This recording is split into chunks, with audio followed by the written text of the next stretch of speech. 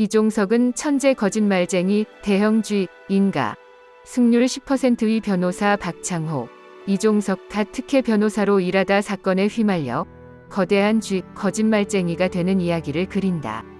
그는 생존을 위해 큰 쥐인 척하면서 감옥에 갇혔습니다. 아내와 간호사인 미리오, 임윤아, 비서이자 시아버지인 고지광, 기영, 친구이자 변호사인 김순태, 오이식 다 그의 이름을 밝히기 위해 나선다. 이종석과 임윤아가 부부로 주목받고 있다. 시청률은 1회 6.2%에서 시작해 4회 8.6%, 닐슨 코리아 기준까지 꾸준히 올랐다. 오청환 감독, 람진아 작가, 장영순 작가, 장영철 작가, 서민의 입장에서 범죄를 저질러 교도소에서도 여전히 VIP로 살아가고 있는 이들과 치열하게만 살아남을 수 있는 박창호의 데뷔는 주인공을 감정적으로 몰입하게 만든다. 감옥에서 살아남기 위해 박창호는 진짜 큰 쥐로 변장했고 정말 효과가 있었다. 이종석, 임윤아 등 흑인 장르에 어울리지 않는 배우들이 주연으로 캐스팅됐다는 점도 흥미롭다. 특히 이종석의 멜로 이미지가 멜로에 더 잘 어울리기 때문에 감옥에서 겪었던 핏빛 장면이 더욱 안타까웠다. 캐스팅의 진짜 이유는 멜로디 이미지 반전 효과를 보기 위해 장영철, 정경순 작가가 이종석을 캐스팅하지 않았기 때문이다. 슬슬 이종석이 진짜 거물이라는 소문이 돌고 있는데 이것이 사실이라면 이종석의 캐스팅 자체가 더블 트릭이라고 볼 수 있다. 범인과는 어울리지 않는 외모로 누명을 쓴 자의 안타까움을 극대화시켜주지만 그가 진짜 큰 쥐가 되는 순간 관객들은 카타르시스를 느낄 수 있다. 마찬가지로 인상적인 감옥 공간은 장애물을 통해 성장하는 캐릭터의 이야기와 비슷합니다. 는 셰헤라자드의 아라비안 나이트처럼 끊임없는 스토리텔링의 매력을 즐기는 작품이다. 현실이 아닌 상상을 극도로 이끌어가는 스토리 전개가 관객들을 매료시키는 것 같으면서도 그 속에 담긴 서민들의 감정은 조금 과장되지 않았을까. 빨간 소매부터 닥터 로이어까지 점차 존재감을 되찾고 있는 문화라디오 드라마가 이번 작품을 통해 의상을 더욱 높일 수 있을지 귀추가 주목된다. 드라마는 거꾸로 갔다. 오늘날의 미디어 시장에서 시청자들을 끌어들이려면 첫 회부터 재미있어야 하는데 4회를 보면 좋다는 생각이 든다. 배우 이름값은 같지만 제작진의 높은 기대치에 비해 아쉬움이 많다. 그러나 4회 이후 그는 명성이 단순히 집착하는 것이 아니라는 사실을 재확인했다. 4회가 끝나고 5회 예고 영상이 나오자마자 더 갈까 하는 걱정은 사라졌다. 예고편 속 이종석이 큰 쥐인 척하는 장면은 더욱 강렬하며 대사는 내 맘대로 하겠다. 큰 쥐의 정체가 밝혀져도 기믹인지 아닌지를 생각하면 방송에 대한 관심이 배가 된다. 에서는 4부까지 진짜 빅마우스가 누군지 추리하는 재미가 힘이다. 그렇기에 아쉬움을 달래고도 다음 회를 놓을 수 없다. 결국 누가 큰 쥐인지, 박창호가 큰 쥐인지가 방송의 초점인데 문제는 그런 목적에 맞게 4부가 너무 부실하게 짜여져 있다는 점이다. 큰 쥐가 되는 이야기를 좀 더 탄탄하게 하자면 전반전을 즐길 수 있을 것이다. 그 과정에서 박창호를 감옥에 보내는 데 집중하는 것은 설득력이 없다. 4부까지는 장르가 따로 노는 느낌이다. 장면에 따라 드라마는 흑화하고 등장인물은 코미디 멜로를 넘나든다. 때로는 교도소 안팎의 분위기가 다릅니다. 교도소에서는 이종석의 내레이션과 영웅의 물이 촬영된 것으로 보인다. 박창호는 죽고 싶어서 일부러 싸웠지만 자신도 모르게 엄청난 위력을 발휘해 원펀치로 상대를 제압했다.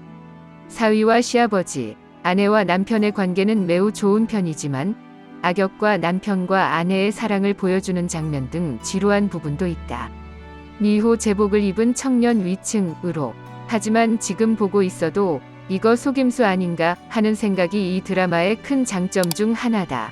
어둡고 으스스하고 가슴 아픈 분위기, 절망적인 로맨스, 친족 등이 코미디 요소와 얽혀 있습니다.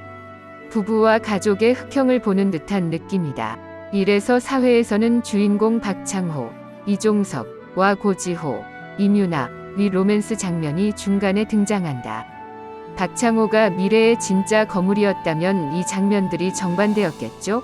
연출도 연기도 모두 공격적이지 않았지만 장르의 전통적인 분위기를 기대했다면 실망했을 수도 있다.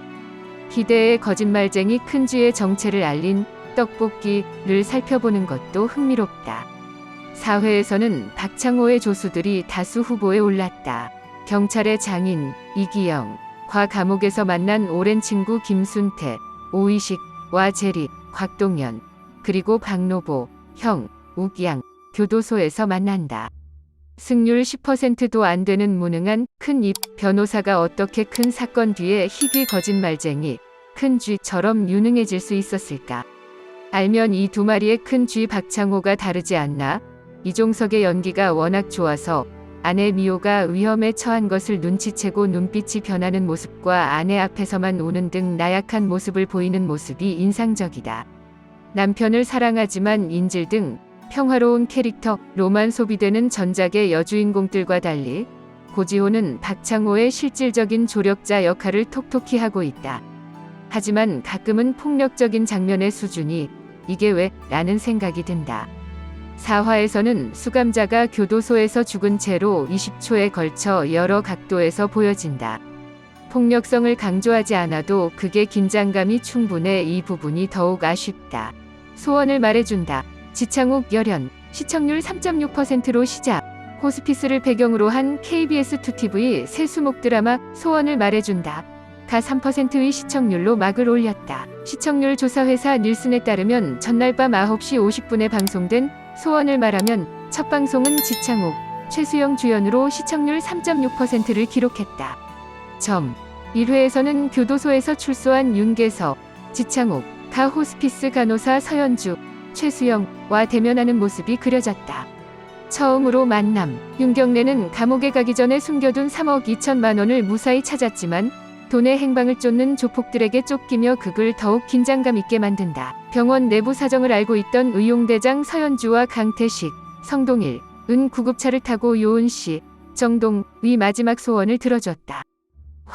죽다. 윤씨의 소원은 인생의 마지막 날을 하늘나라에 간 아내와 함께 보내는 것이다. 윤씨 부인 묘소로 향하던 구급차는 갱단에게 쫓기는 조폭들의 차량이 사고를 당하자 위기감이 더 커졌다. 사고로 다리를 다친 강태식은 시간이 촉박한 윤씨의 소원을 이루기 위해 윤지리에게 차를 몰게 했고 이로써 윤길과 윤이 첫 만남을 실현하게 된다.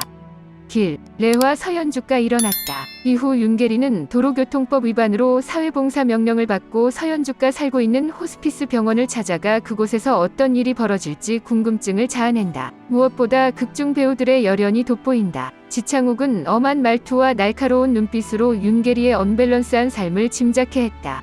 또한 연체 판정을 받은 걔를 바라보는 섬세한 눈빛, 돈케이크 앞에서 홀로 생일 축하 노래를 부르는 외로운 표정으로 복잡한 감정을 전달한다. 성동일, 청소부 최덕자 역의 지혜연, 요리봉사 염순자 역의 양희경 등 선배 배우들은 힘을 모아 극에 집중했다.